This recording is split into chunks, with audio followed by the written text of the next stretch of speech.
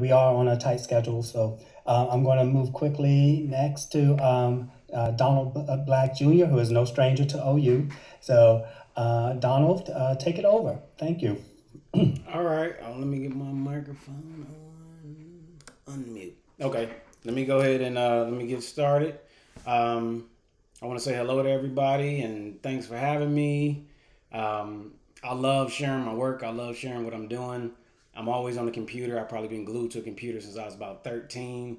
Um, so I'm glad to have company on the computer. I went to OU in 1998 to 2003. Photography major. What was my major? Photo illustration. Magazine commercial photography. I kind of been doing whatever I want to do ever since then. That's why I had to remember what the exact title was. So I'm going to share my screen and then I'm going to go ahead and get started. And hopefully you guys enjoy. I'm going to enter full screen. Alrighty. Kill that volume.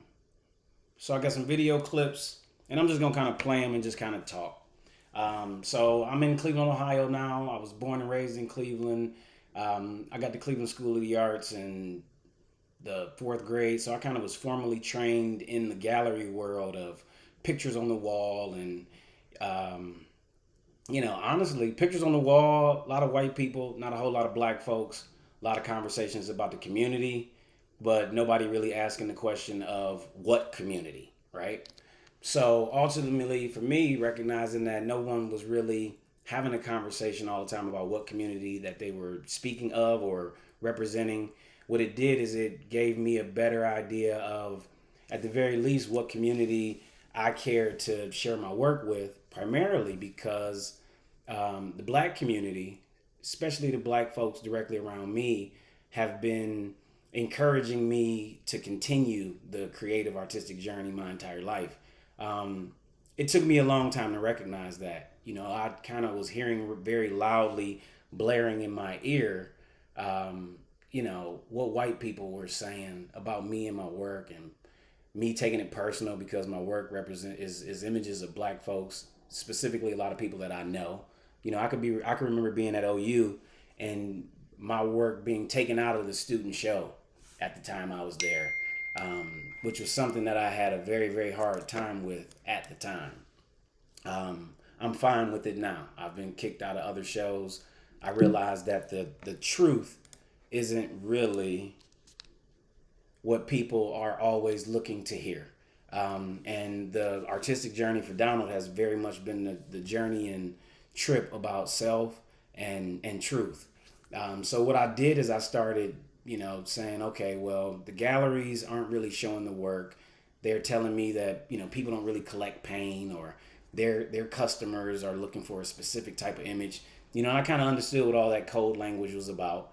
So I started to ask myself, if why am I trying so hard to get inside of a place when the people that I really want to see my work, and the people who really feed me back, the black folks who see my work, um, if they don't go inside, why am I trying so hard to be inside? So I started playing around with like wheat pasting. And in Cleveland we had a lot of abandoned buildings, so I started putting some of my images up large. Um, but I didn't really like the process of wheat paste because the image eventually wore off, and then the buildings were left dilapidated with a ripped up, torn up version of my image on it. So I just kind of kept playing with the process, tried to find some interior projects to do. This is a project, Rooms to Let, that happens in Cleveland, inspired by Project Row Houses, and that happens at in Houston. And it was foreclosure. Foreclosure crisis, pretty big. Me on the inside of a foreclosed home they were turning them into galleries or something like that. So this is what I was doing. I was starting to see the images large, and I was starting to get very, very attracted to seeing the images large. I was extremely attracted to the images being outside because I felt like I was no longer being kind of tucked or hidden in the way that I felt like, at the very least, Cleveland's art world was interacting with me at the time, then, I guess, and currently now. So I kind of had this idea, and I talked to my wife about it. And I said, I think I just want to start putting this stuff up big. I want to start putting these pictures up. I want to just, put them up in the neighborhood and quit asking for permission and quit waiting for white folks to tell me, yeah, it's okay and we can grant you this type of a situation. I was burned out by gatekeepers and curators and moderators and all this different stuff. And I was very much in two different worlds. I was in the world that my everyday life, people that I see at the store, kids that I go and I teach at some of the neighborhood middle schools. I see them when I ride my bike. And it was very clear to me that I didn't really see almost any of these white people that were the ones in charge of these situations, what I would call some of the middlemen. I didn't see them in these environments, and it started to be offensive. And all it really did is made me decide that I just really need to continue to go into the neighborhood and put my work up and not wait and show and share with people. And what that did is it made me really, really experience, I guess when people say, like a sense of purpose. So now I'm like in the neighborhoods and cars are honking their horns and people are stopping to talk to me. You got people who you would imagine are bums or homeless walking past, and they've been watching me work for 2 days, giving me $5 for lunch. I'm right in the middle of the neighborhoods in Cleveland. And the way I describe the neighborhoods that I put my work up primarily in is the neighborhoods that don't really seem to benefit from the public money, the sin tax for the arts. It's like you got a blatant divide in Cleveland where you got people who are clearly continuously getting money, different neighborhoods, areas. I call them Cleveland's White Islands. I've been recruited to be a part of these White Islands multiple times in my career. And I felt like I was being extracted from the neighborhood the ones I grew up in, the ones that my families lived in the neighborhoods that don't seem to get the money and the funding, or a letter from the Cleveland Museum of Art saying come here and see what we got going on. So being in and out of what I would call the art world and then my normal life, my regular world, it made me decide to kind of starve the art world and say, let me spend a little less time kind of chasing this idea of being this famous photographer who would get all of his work in a museum. And I said, let me just spend more time with the work, making the work in the neighborhood, in the environment, being available, being accessible to, to my community, and ultimately my community is made up of a lot of black people, and some white folks who kind of pay visit. This is a mural here on Harvey Rice Library. This is my younger cousin, so I studied photography formally long enough to recognize that, who you photograph really started to make, it was like a make or break thing who you're taking pictures of. It was a kid that was being photographed by Gordon Parks for a couple different projects that Life magazine did. And then they interviewed this kid as a part of Gordon Parks' documentary as a 50-year-old man. And he spoke very highly of the experience he had with Gordon Parks coming and spending that time with him. So I'm literally making sure I'm paying real close attention to the people that I'm spending time with my camera.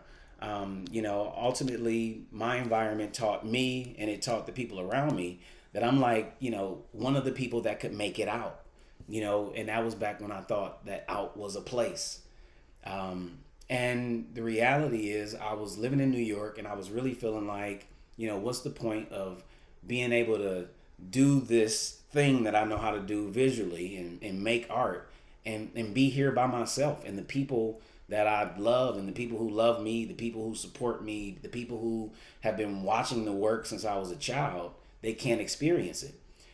So this is just a video of one of the installations to one of the murals. When I'm in these conversations about community, and I'm always thinking, what community? What I did is I made sure I started to illustrate the community that I'm talking about in my work and in the documentation of some of my work. I'm in a part of Cleveland that a lot of people don't really want to be in. you got opportunity zones popping up left and right in Cleveland, and this area, Mount Pleasant in Cleveland, isn't even considered one of the opportunity zones. I find myself saying, if you want to interact with me and my work, you're gonna have to catch me on Kinsman. And people kind of start laughing when I first started saying it, but the reality is that's how I really feel. I feel like I'm done being extracted. I was extremely inspired by watching a painter in Italy decide that he's going to make his community his canvas, and it turned where he lives into a destination location for people coming to see the work.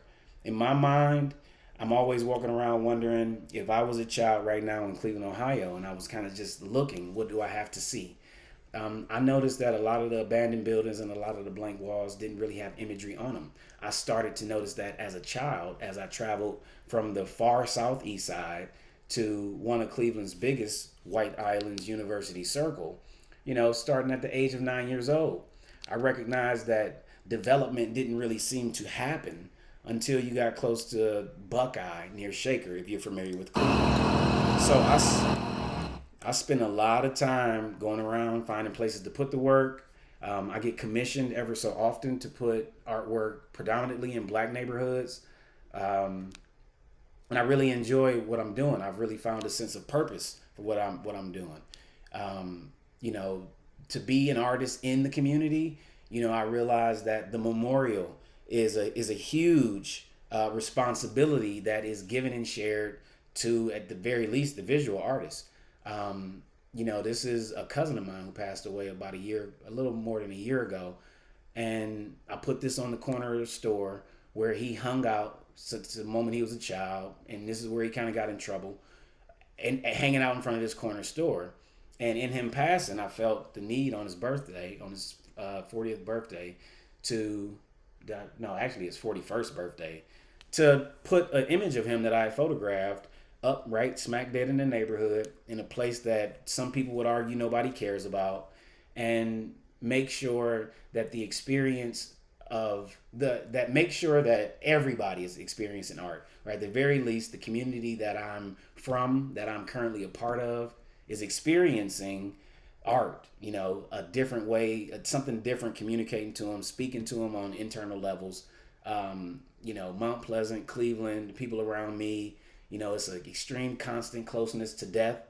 And, I've read in several books that that's one of the things that haunts the Black person. I guess especially the Black person who lives in the hood in close proximity to Black folks, is the constant closeness to death. I take huge pride in being able to put this stuff up that people care about. It makes me feel like people care about the people that are in my work. It makes me feel like people care about my work in general, me as an artist, the fact that I'm available and accessible and riding through the neighborhood, documenting, getting documentation of my current lived experience and some of the experiences of some of the people around me. So I couldn't imagine that somebody would tell me that at 39 years old, I would wrap a casket, let alone wrap a casket of like my best friend, like my first friend. And this was someone who we made a lot of rest in peace t-shirts for a lot of people that were around him. And we talked about, putting images on trees, and, we don't have to get in trouble and find out the city's permission to wrap trees and put some of these images up in places that people no longer really seem to care about. So this is an installation of that mural. And when I'm installing these murals, people come up to me, they blowing the horn, they stopping, they want to talk, they want to have conversation. And it's, definitely like my top 5 experiences as an artist is for people to be yelling out of their window, blowing the horn in environments that people will claim are dangerous, that nobody wants to be in. And, people are applauding. I realize this is where my audience is, and I learn where my audience doesn't go. So ultimately, this is what I'm doing. I mean, some of these people stop and they talk to me forever. I look at this memorial for my cousin, and, you see the bottles piling up, and then people meet, and they meet once a year, and they meet on the birthday. And some of the rituals that we have, I love being able to be a contributor. I'm not always able to make it to some of these events and situations, but I always feel like I'm there. because my work is there. There's some representation. People are reminded about Donald, and Donald could have made it out, but he chose to stay in and to participate, and ultimately to fight at the very least, from my perspective, when it comes to representation and the images that we see of ourselves, especially the images that the kids see of themselves. So I mean, I love what I learned at OU. I mean, OU was my introduction to, it was my exit from the hood, predominantly black. You know, the white people I experienced and engaged were usually the police, teachers, people in charge. And OU introduced the experience of me being around white people, where I was one of few black folks, especially in the art building, Siegfried, third floor. I mean, I think my name is etched on a plaque, and the director of my program needed to highlight when they gave me the award that I'm the first black person to get it with the last name Black. I laughed with him when he said it when I was 22. You know, if we had that conversation today, I might have something else to say about it ultimately, you know. So this is my work. This is some of the stuff that I'm doing in the neighborhoods here in Cleveland. And I appreciate everybody tuning in, taking the time to watch. And thank you. Wow. Thank you, Donald, for sharing that. Some